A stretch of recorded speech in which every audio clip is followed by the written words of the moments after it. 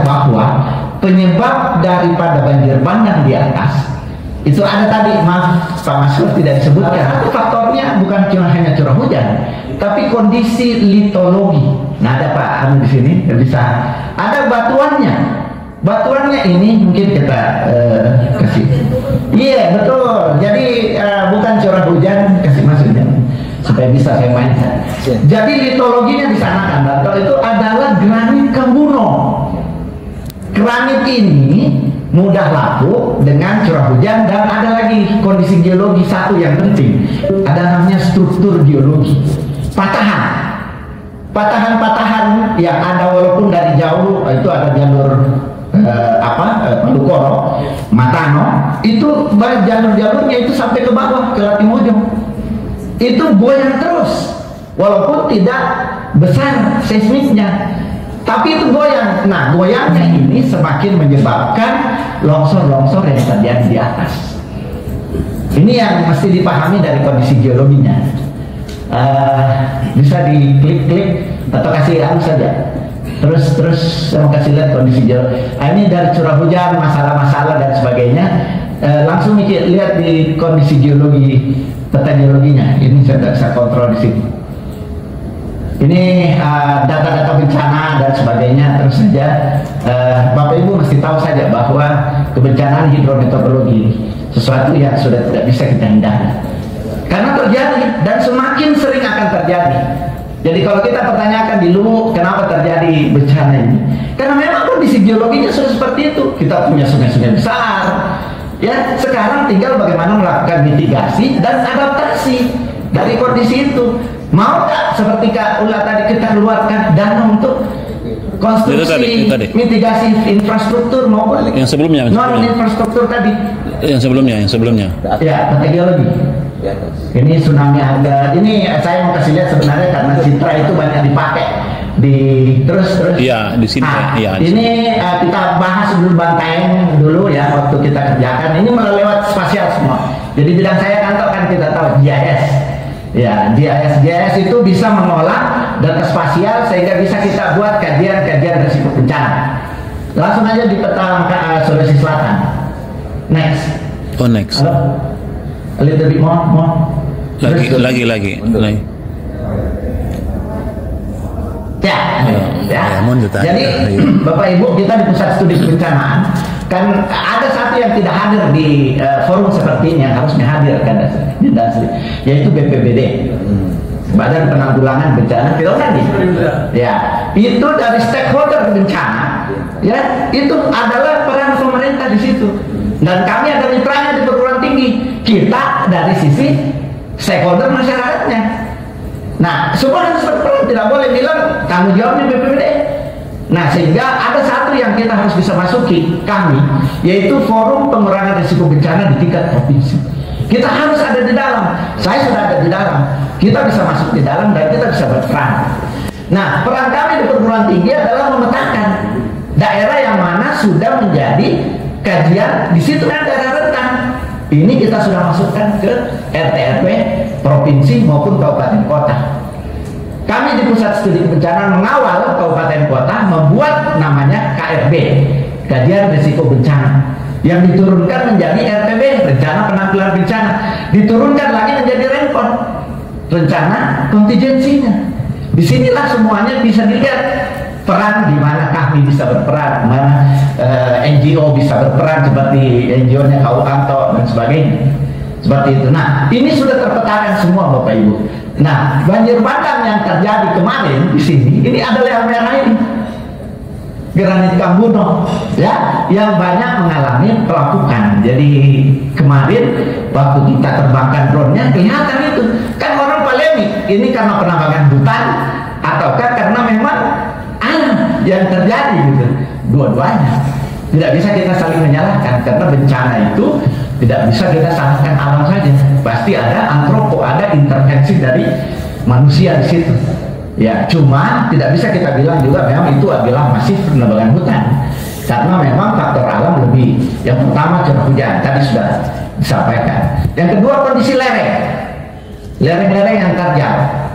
Longsor itu terjadi pada daerah-daerah yang kemiringan lerengnya lebih dari 40-30 derajat, itu sudah bisa terjadi longsor. Yang kedua itu tadi kondisi litologinya. Kalau litologinya keras kan tidak akan terjadi longsor. Kenapa? Tidak mudah lapuk. Ya, nah granit Komodo ini kondisinya adalah karena selain dari struktur yang goyang tadi, itu juga curah hujan dan terjadinya pelapukan. Itu kalau granit pelapuk, dia akan menarik semua yang ada di atasnya turun, terjadi longsor. Nah inilah yang kemudian terbawa, ya, terakumulasi menjadi tanggul. Ketika sudah tidak bisa, maka dia akan jatuh ke bawah. Ini yang terjadi di utara Sabah. Ini bisa kita lihat semuanya kejadiannya. Ini yang kita sudah petakan di atas. Ini kondisi longsor, banjir dan sebagainya sudah kita petakan, sudah ada di di ini ya. Ini citra satelit yang kita gunakan. Nah, ini sudah kita bahas di sini Bapak Ibu di watershed. Jadi kita melihat sebagai satu kawasan Pak, di sini bicara tentang watershed. Ya, kami satu grup juga dalam kajian DAS. Saya Pak Andang yang kita sebutkan tadi. Makanya citra itu pertama datang, itu Bapak Ibu kalau ada kejadian banjir itu tidak langsung bisa kita dapat citranya. Citra itu adalah citra satelit yang biasa kita lihat di TV yang dipakai BMKG. Nah, itu nanti setelah beberapa hari baru bisa kita dapat. Kenapa? Karena tutupan awan ketika banjir itu sangat lebat, tidak bisa langsung diambil. Makanya kita gunakan juga teknologi namanya citra radar. Itu sekarang bisa. Kota Makassar kita sudah bisa lihat di mana daerah genangan satu hari setelah terjadi hujan. Itu satelitnya Jepang, Hinamaru itu bisa kita lihat di situ. Nah, ini citra yang kita perlihatkan tadi. Jadi tidak lengkap, cuma sepotong kecil. Nah, ini sebelum kejadian. Hijau semua. Hijau. Tapi setelah kejadian, ini yang sepotong kita ambil tadi. Ini keseluruhan sampai ke pesisir. Itu semua. Karena detail sekali. Ini resolusi satelitnya sudah sampai 50 cm. Citra satelit sekarang, resolusi yang satelit yang kita ambil dari 65 kilo itu sudah sampai 35 cm Bapak Ibu. Airbus itu sudah bisa memetakan dan kelihatan objek yang berukuran 5 cm. Inilah kegiatan ini, jalur-jalur semuanya yang lebih detail lagi. Jadi ini robekan-robekan di lereng-lereng ini. Inilah penyebab terakumulasinya di sungai kemudian meluncur sampai ke bawah. Itu yang terjadi Bapak Ibu. Nah ini betul-betul bisa membuktikan bahwa bukan memang karena penambangan hutan, tapi kondisi hujan yang lebat beberapa hari itu kemudian terjadi pelapukan dan terjadi akumulasi longsor. Nah kita petakan, jadi ini Pak Andang kemudian lakukan analisis. Kita lihat bagaimana robekan-robekan tanah longsor ini, bayangkan banyak nih. Ya, dan ini bukan terjadi 1-2 hari ya Pak saya, itu terjadi dalam 1 minggu akumulasinya baru kemudian turun ke bawah. Nah, foto drone itu ada terbatas terbangnya. Ya, kalau kita kasih terbang drone kan paling berapa jauh yang drone biasa, paling jauh berapa kilo. Tapi kalau citra satelit kita bisa lihat ya. Ini foto dari jauh kelihatan. Ini yang dilakukan kantor dan timnya. Ini citra UNHAS masuk di situ sebagai salah satu konsorsium. Waktu itu masih lama. Ini kita dapat dari konsorsium kebencanaan namanya. Jadi waktu longsor di Toraja kemarin, saya 1 minggu di lapangan Bapak Ibu, kerjasama dengan Mas Bindo. Nah, Mas Bindo ini juga menarik kalau kita mau diskusikan karena iya, karena dia panggil kita, dia manggil UNHAS bantu kita katanya supaya ini khusus itu Mas Bindo. Iya, betul. Ini jadi satu topik itu. Saya sudah sampai di atas, sampai di ininya. Ketika jembatannya putus itu, saya naik motor sampai itu pusat longsor yang terbesarnya di atas itu. Karena kan pakai helikopter di bawah itu bantuan. Waktu longsor Timojong kemarin. Saya seminggu di lokasi itu petakan itu daerah-daerah longsor. Jadi ini kita lihat resolusinya, tanda Adinda. Ini kelihatan sehingga kita bisa lihat Mas Hamba itu sebelum terjadi dan setelah terjadi longsor. Tujuannya apa? Kita mau petakan di mana impact daripada masyarakat yang terdampak. kita digit itu tiap rumah. Seperti itu, ya. Makanya kita masuk di konsorsium ini. Jadi kita bisa lihat Malangke yang banjir terus. Kenapa? Karena sungainya susah sekali. Nah, pertanyaannya sebenarnya apa yang kita bisa lakukan secara infrastruktur untuk mau nggak kita keluarkan uang di situ? Ya toh? Iya, di negara-negara maju kalau kita pergi komparasi itu mereka mau invest, lereng-lerengnya sudah tidak akan jatuh lagi. Kenapa? Karena sudah sesuai dengan spek yang mereka bikin. Kalau kita tidak, nanti jatuh lagi, baru kerjakan lagi. Jalan di Andreka, itu ada jalan di Baraka kalau tidak salah, itu goyang terus itu, diperbaiki terus. Coba kalau kita buat simulasi yang lebih bagus, akan lebih bagus hasilnya. Petakan yang mana rumah-rumah terdampak dan sebagainya kita gigit, sehingga kita bisa melakukan intervensi. Ini yang kami lakukan untuk, nah ini yang dimaksud dengan data SAR tadi. Ya, citra satelit yang menggunakan citra radar. Ini dia hujan, dia awan ditembus. Nah, ini ditembus sehingga kita bisa petakan daerah genangan. Karena tadi genangan kita nggak bisa lihat. Ini kasihan berapa hektar sawah yang terdampak di kawasan pesisir itu bisa kita petakan. Kenapa? Karena dia menggunakan prinsip namanya active remote sensing. Jadi citra gelombang elektromagnetik itu menembus awan dan bisa menembus daerah yang kita mau petakan seperti ini.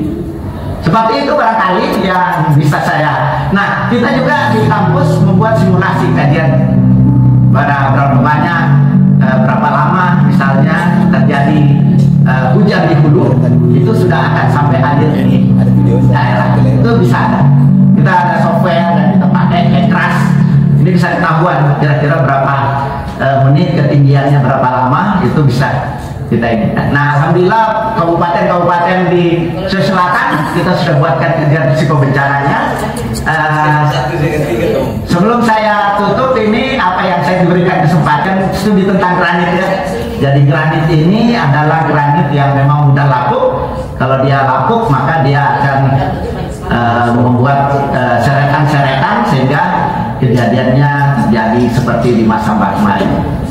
Saya kira itu yang barangkali sebagai pembanding saja Kanda Yunda. Terima kasih sekali ya. Memang kalau kita butuh waktu untuk berdiskusi lebih panjang terkait pada satu hal, terkait pada forum pengurangan risiko bencana yang saya awali tadi, bahwa kita semua, siapapun Bapak Ibu itu bisa berperan. Kami sekarang membawakan namanya literasi bencana. Literasi bencana mulai dari tingkat SD kalau perlu.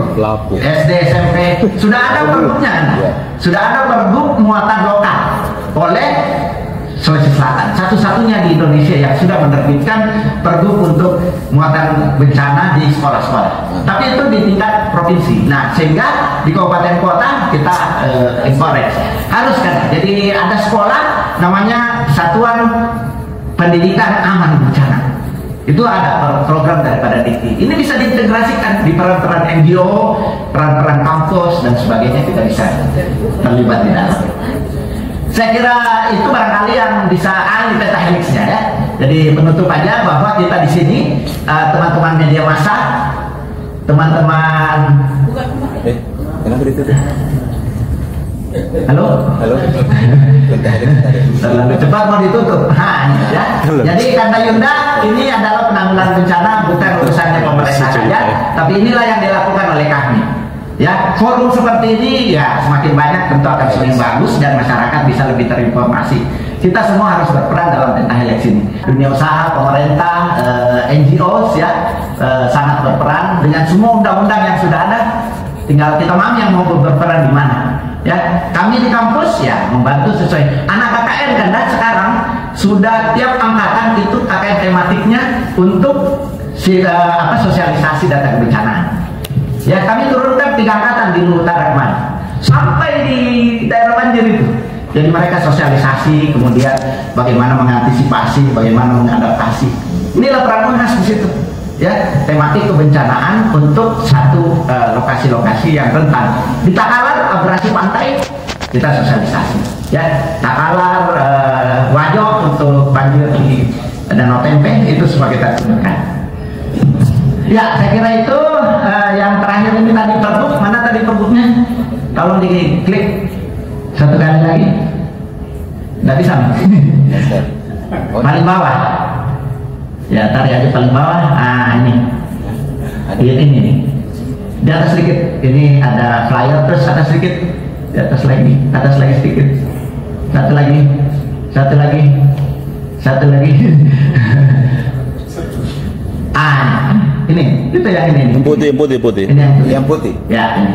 Ini Pergub tahun 2020 tentang penyelenggaraan muatan lokal pendidikan kebencanaan. Kita mau yang DPR itu yang sebenarnya menyedihkan karena anggaran kadang untuk yang di daerah di lokal itu kadang tidak disetujui, kata KRD-nya jalan.